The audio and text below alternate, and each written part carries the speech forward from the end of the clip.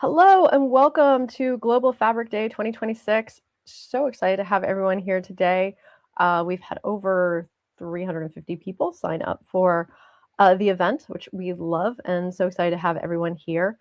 That said, I'm going to go ahead and make sure that everybody knows to join us here for this opening session and where the link is. I'm going to actually just send that out through Luma. Okay, so I've done that. So throughout the sessions today, I will be, well, a couple things. One, we'll be moving from session to session. It just makes watching the replays much easier and kind of keeps us focused on topics. So this is an opening 30 minutes, just kind of get you oriented to the day, tell you what we're going to cover, and just begin and welcome everybody. And we still have a lot of ground to cover here. And then we'll move to through the sessions 1 through 5, and I'll kind of run through how they're structured. Introducing myself, our mods. We have different mods who will be joining us throughout the day. So again, welcome everybody. So happy to have everybody here. We are part of a global event happening that is organized by Kim Manis, who is the Corporate Vice President of Product for Microsoft Fabric, and we'll be hearing from her. She sent a video for us to share in a bit today.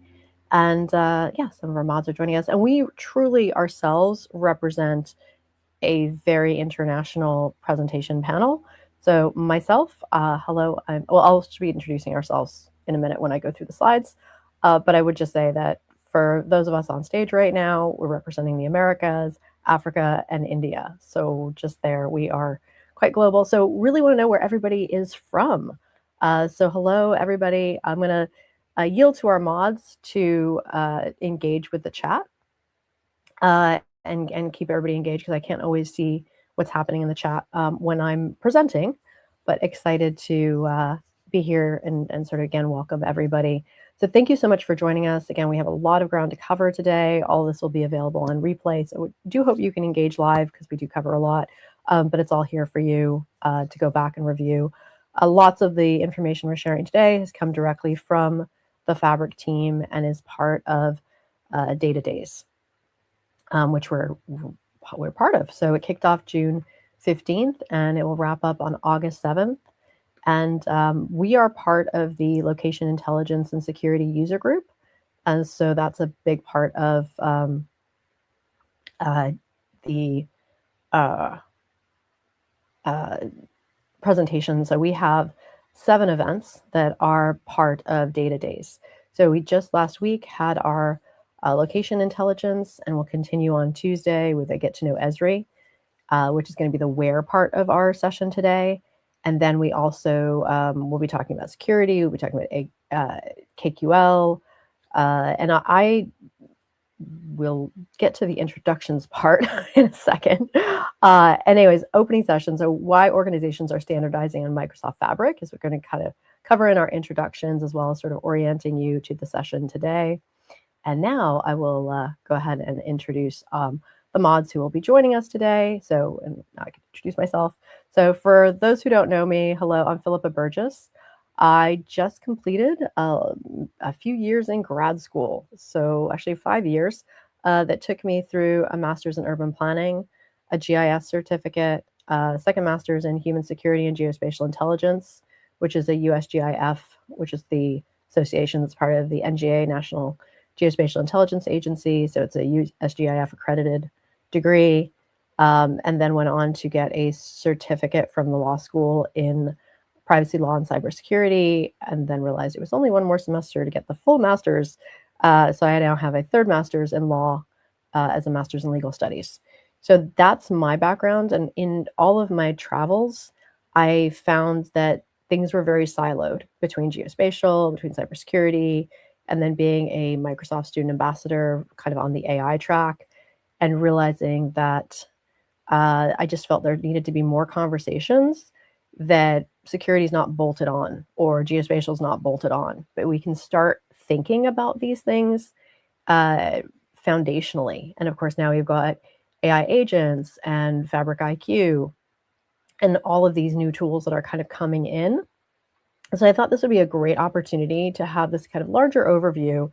So wherever you're at in data science, that you, or even if you're not thinking in data science. I think one of the things I noticed when I was doing a tour of my university's curriculum, that every single major had a course in data science.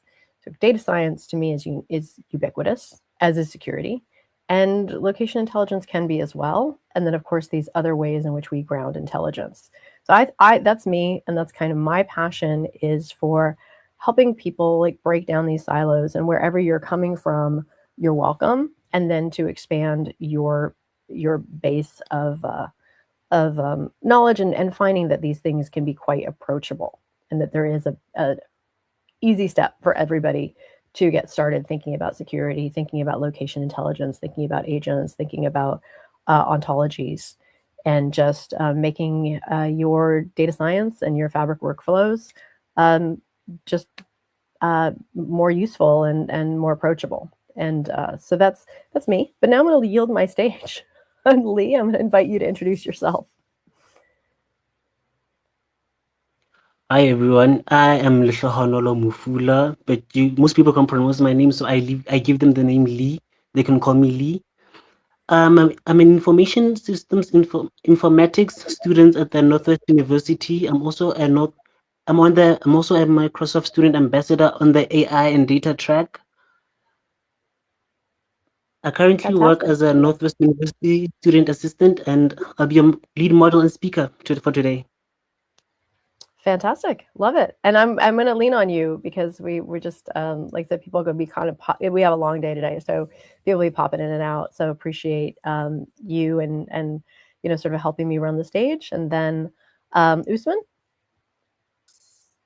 Hello everyone, my name is Mohammad Usman Khan from Pakistan. I'm also a Microsoft Student Ambassador performing my computer science right now in my bachelor's. So hopefully let's get this done perfectly. Let's hope it goes well. Thank you very much. Fantastic. And we have Frank. I don't have Frank on stage, but Frank will be also participating in the chat. And if anybody is joining us and speaks French, he can answer your questions in French. I love that. Again, we represent a global community. So many languages are represented, many locations are represented. And of course, we've got South Asia, Pakistan, we've got South Africa, like I said, myself in the Americas. Frank is joining us from the DRC. So really happy to kind of have a very global stage and a very global audience. So love hearing where everybody is joining us from. If you want to drop that in the chat, you're welcome to. We would love to hear from you. Okay, let us get on to our agenda today. So the woven intelligence layer is what we're talking about now. And so what we're covering today, I just want to give you the logic of how this event was designed, with this concept of how, where, what, who, and now what. So the how is extending Fabric. So it's the ecosystem advantage, all of the tools and resources that are available to you. And then the where, it's the location intelligence, which often is the most overlooked business signal. So I have a degree in geospatial and GIS. And in learning that, we learned aspects of database management and SQL. We learned aspects of being better with Excel. We learned aspects of general data science principles, but it was its own siloed discipline. And I found that most people I talked to who came up with a more traditional data analyst or data science background really didn't look at that intelligence column. And now that Esri, who is one of the largest proprietary location GIS softwares or location kind of softwares, is integrating into Fabric, I just saw that was a wonderful opportunity to really train up more traditionally educated or experienced data analysts into this new functionality, so that they can embrace location intelligence without actually becoming GIS professionals, because there's levels to it. But to me, what the integrations that are happening now inside of Fabric are amazing, and some of them are in public preview, which means they're completely free for you to access. Some of them are now in general availability, so they do require a bit more enterprise license, but there's still a lot you can do just with your basic Fabric tenant. And there's also a lot you can do, and this is other things that I often teach, just working with a notebook anywhere, that you can start making your own chloropleth maps and heat maps and other things that you can do just in a notebook. So you can start working with the spatial components that are in your data. So that's the where. And the what, we'll talk about from data to intelligence.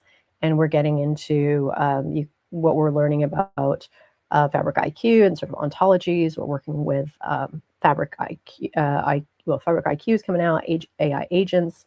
So you can now sort of enable agents through MCP in Fabric. And so there's a whole conversation there that we'll have. That's also the point we'll introduce a session from Kim Manis and talking about sort of how excited they are about kind of the introduction of the AI agents into the Fabric ecosystem.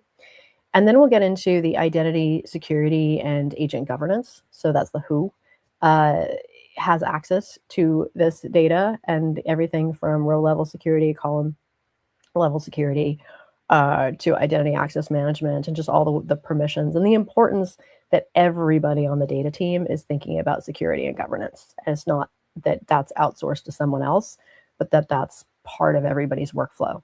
And then the now what, we'll talk about building careers, certification opportunities, and throughout the session, there'll be opportunities to get certifications as part of Fabric Data Days. There's also study groups. We're part of hundreds of community-led sessions that are happening over the 60 days of Fabric Data Days. So lots and lots of opportunities to get involved, get certified, get connected, and just up-level you and wherever you are to for where you are now, just take it to the next level. And so let's say talk about some of the problems we see in fragmented intelligence. Data teams, pipelines, lakehouses, and warehouses are often across 3 or more platforms. Security teams, governance and compliance are sort of often bolted on after the fact or just outsourced to like someone else will handle that. That's not my problem. AI teams, the models are trained, but it can be sort of on ungoverned or inconsistent data. So making sure, again, we're sort of really trying to bring all this together into sort of this integration. And as I mentioned before, that GIS location piece, now you have the ability to bring it in, but before it was sort of particularly siloed. So spatial analysis was not, considered as part of the enterprise data layer. And so now we have this, like I said, amazing opportunity to bring this all together. And that's what this event is about, is bringing in security thinking, location thinking, and the intelligence layer. So sort of a cost of a disconnected stack is the fragmented past. You had, again, separate GIS platforms, siloed Azure data and factoring it, or Synapse, bolted on security tools, and multiple governance silos. So the result is organizations spend more time reconciling platforms than generating insights. Now, this unified feature, you've got sort of one lake as a single copy. Native Entra ID and Purview are now are part of Fabric, built in as relocation intelligence and governed Fabric IQ. So we can move from a fragmented tools to a single unified intelligence layer. And so then we've got the legacy architectures of data engineering, spatial analytics, AI, ML, and security. And those legacy architectures brought us, separate ETL pipelines and clusters, exported to isolated GIS portals, detached models with unverified outputs, and retrofitted per application on the security layer. And now Fabric is bringing us one lake and unified pipelines and warehouse. The ArcGIS is built directly into Power BI and Spark. Fabric IQ and Copilot are grounded on governed enterprise data, and Entra ID and Purview are native to the control plane. So we're connecting raw data to business action. So you've got your raw data moving to a governed lakehouse, to a semantic model, to AI and decision layers, and then to business action. And with this one platform, we have one governance layer, and then every workload now. So you've got the data engineering with pipelines and Spark and Lakehouse, data warehouse, SQL, real-time enterprise, real-time intelligence, streaming signals and analytics, Power BI, governed semantic models, and self-service BI.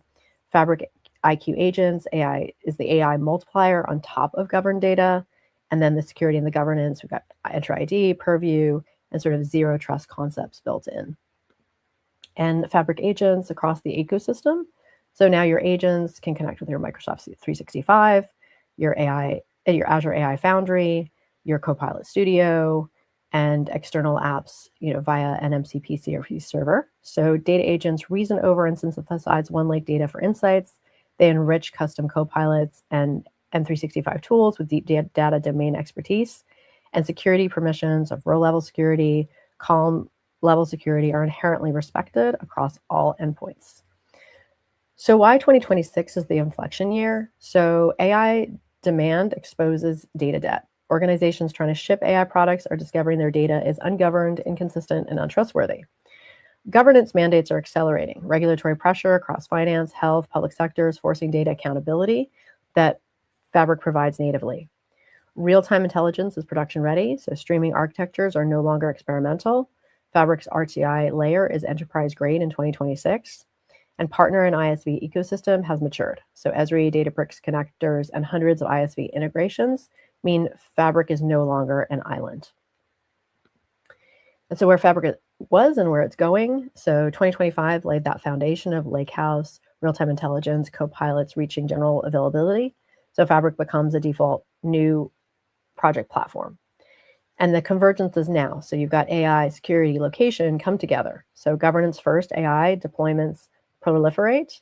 And then as we move into 2027, it's deeper into the intelligence layer where a lot of the tools that are now in public preview will come into general availability, where Fabric becomes the enterprise operating system for AI agents and autonomous workflows.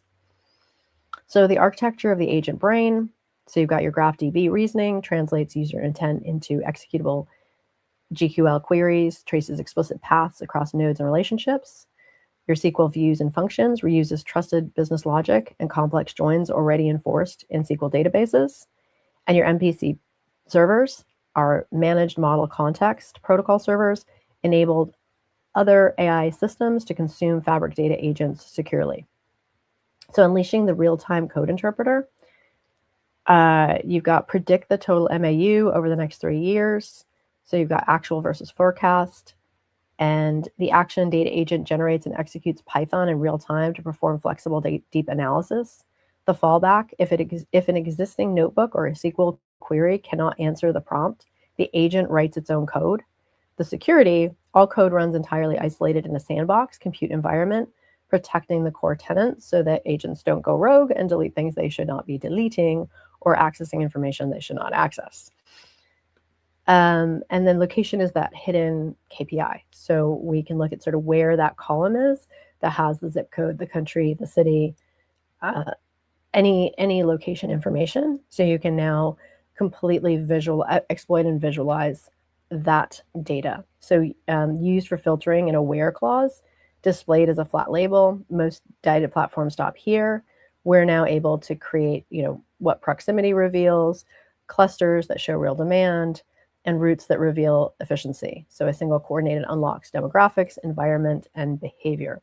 And then, of course, one of our GIS terms is spatiotemporal, which is, change over time. So you can see kind of how things move. So now we're kind of getting into the evolution. So we could talk about traditional, and now we're getting into the roles of location, analysis type, visual output, enrichment. So it's traditional versus spatial. Spatial gives you a continuous context for discovery, proximity routing, and spatial joins at scale, layered and interactive topological maps, and live connections to living atlas. So all of that, again, we're just touching on sort of things we're going to cover today. And just knowing that sort of when we're looking at the location intelligence, that now brings over 180 spatial functions to OneLake. So there's proprietary data, open source data, Spark native spatial SQL libraries, highly scalable ETLs and corridor analysis, and it runs in data engineering and science notebooks. So the data never needs to leave OneLake. So we've seen that it's gone from fragmented tools to a unified intelligence layer. You've got OneLake as a single data copy, unified pipeline and warehouse, Fabric IQ and governed AI, location intelligence is built in now with Esri, it's integration, your Entra ID and Purview native, and one governance model everywhere. So, and then we come into security. You've got your network and compliance. So private links, VNet integration, and Purview sensitivity labels, data level security. We talked about RLS and column level security, as well as OLS, object level security, So that's enforced natively in semantic models. Platform, role-based access controls. So workspace roles, admin, member, contributor, viewer, so managing access boundaries. And then identity, enter ID, the control plane for all human and non-human principles, conditional access, and MFA. So I do a lot of these events, and one of our events we did was a review of 2025's attacks, breaches, and data leaks. And the big takeaway from that event was the biggest breach is the machine identities, because we give these agents controls and access that aren't often checked and aren't often reviewed, and they don't need to do this sort of multi-factor authentication. So that's one of the things to really be aware of, is what permissions your agents have and how often you renew their credentials, and really limiting where they can go and what they can do, and also seeing that they create another vulnerability that other people can also exploit. So being aware that agents are amazing, but they do add another security control, which is one of the reasons I'm a big advocate for that cybersecurity awareness, that we all need to do our part to have a security mindset and not just outsource that and say, oh, someone else is going to handle that. And then with ArcGIS maps, there's an integrated security across the entire stack as well. So enforcing boundaries at the semantic level, we've talked about that. It's oftentimes the most underused yet powerful security capability in Fabric deployments. And so being really thoughtful about that, we're going to cover that. And then we've got governing the AI agent. So making sure you have a service principal identity, that the agents operate via enter ID, service principals, ensuring app-based access without human identity borrowing. And then gate 2, least privilege scope. Agents are restricted to read-only access on the minimum required surface data, never workspace admin. And you've got human in the loop. We just actually came off of an AI skills hackathon. And one of the things that was the first part of the video they had us watch was talking about really shouldn't be actually even called human in the loop anymore. It should actually be human in the lead, and not just, again, sort of outsourcing these things or saying, oh, the AI will do its thing and we'll just check in on it. It really is making sure that we're leading AI and we're making sure it's set up properly and it's doing the things we want it to do. And the core message is that AI agents are now principals in your environment, so treat them with zero trust. And establishing the agent perimeter. Again, these are things we're going to talk about today. So outbound access protections, block all outbound traffic by default, preventing data exfiltration. Granular workspace level controls, allow specific approved exceptions. And you've got total observability via Microsoft Purview. So you have your audit logs, you have your prompt tracking, you have your sensitivity monitoring. So assume breach and enable Purview from day one for full AI accountability. And so zero trust diagnostics, human versus machine. Dimension 1, identity authentication. Dimension 2, access boundaries. Dimension 3, action oversight. So you have your human analyst uses enter ID via MFA and device compliance, but your AI data agent can use system assigned managed identity and service principal. Your human analyst workspace RBAC and row level security. So hard-coded workspace perimeter, outbound access protection. And data purview also enables data loss prevention, so DLP policies. And with your AI agent, purview agent prompt logging and human loop write approvals. So we're bridging time and space with real-time intelligence. Again, things we're going to get into. We have a whole dedicated session on KQL, Kusto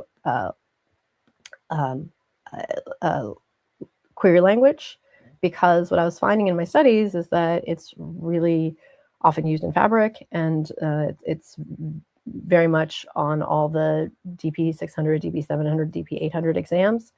But as I'm also studying cybersecurity, there was a lot of like KQL in how you read and analyze logs. And I was like, oh, that's interesting to see that KQL is so used in data science, and KQL is so used in the data analysis part of cybersecurity. And I was like, oh, but I still feel these communities are so siloed. I was like, let's bring them together and have a conversation about how KQL is used in both data science and in cybersecurity. And that, yeah, so we just want to make sure that our thinking is that security and governance are built in, not bolted on. and be thinking about how you're using Enter IDs, Microsoft Purview, row-level security, private links in VNet, and sensitivity labels. They're all in Microsoft Fabric for you. And the whole event and sort of our whole user group's kind of reason to be is this intersection of value, bringing in agents, the intelligence, bringing in location, bringing in security, and the intelligent agent wand to ask to analyze data, continued supply chain vulnerability. So the conclusion is they're no longer separate disciplines. They can be part of a single continuous workflow. And that's what we're here to talk about today. So we're going to go through accelerating the ecosystem and cross skills. So we'll kind of wrap this up with your next 90 days. And that is it. That brings us to the end of session 1. I'm just going to turn it over to our mods. How are you guys doing? How's it going in the chat? Oh, we're good. The chats are okay. The chats are buzzing. Okay, good. All right. We do ask everybody kindly to join us from session to session, and we do that, just like I said, it makes the replays really clean, and it just, yeah, that's kind of why we do it, and just kind of keeps the session separate. So we're going to jump over, I'm going to go ahead and just put that into our Luma for all of our attendees that we will be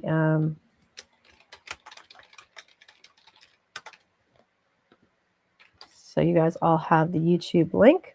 So we're going to go ahead and join you there. And yeah, I just love to keep this interactive, love the energy, love so much appreciation to the mods for being here and for chatting with us and just being engaged in the chat. And excited to see you all in the next session where we begin the conversation on how. And I also, like I said, very shortly thereafter, I will have a video from Kim Manis to share with all of you, who is the corporate vice president of product for Microsoft Fabric and was the lead on our global Fabric Day. And the fact that we have just, again, such an international community, and even on our stage right here, we represent the Americas, Africa, Pakistan. So just love that our audience obviously is joining us from around the world as well. So welcome everybody, and thank you so much. And we'll look forward to seeing you in just a moment. See you there.